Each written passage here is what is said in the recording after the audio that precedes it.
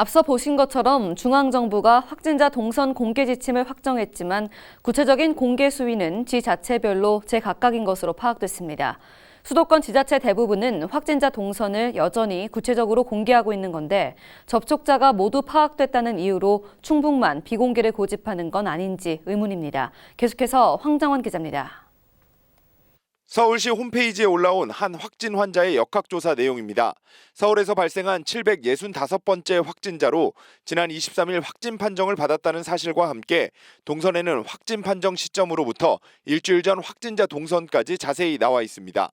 식당과 편의점 상호 등은 물론 어느 고등학교에서 운동을 했다는 내용도 포함됐습니다.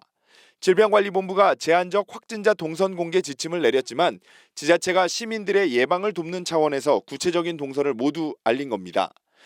예를 들어 마스크를 이제 둘 중에 하나가 안 썼다든지 그 안에서 그런 것은 당연히 그 업소가 여기가 이제 그 오염 지역이니까 그런 확진자의 그 접촉자가 발생할 수가 있으니까 그거는 동선을 넣어야 돼요.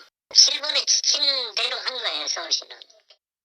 하지만 충북의 경우 방역당국이 밝힌 정보로 알 수 있는 내용은 확진자의 거주지, 직업, 확진 판정 시점 등뿐 중앙정부가 같은 지침을 하달했지만 시민들이 가장 궁금해하는 정보는 제대로 확인할 수 없는 상황입니다. 이에 대해 충북도는 여전히 문제될 게 없다는 입장입니다. 접촉자를 모두 확인한 만큼 확진자가 다녀간 상가 등의 매출 하락 등 2차 피해를 유발할 필요가 없다는 겁니다. 확진자의 접촉자가 의료기관이나 약국에 있을 적에는 상호명이 같이 표현이 돼서 나가는데 우리 이제 52번 확진자 같은 경우는 의료기관이나 약국에 확진자의 접촉자가 없기 때문에 상호명이 안 나가는 겁니다. 그건 양해를 부탁드립니다. 도내 확진자 60명 가운데 감염 경로가 확인되지 않은 사례는 모두 11명.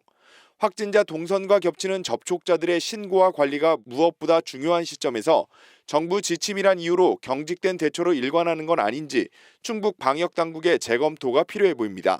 HCN 뉴스 황정환입니다.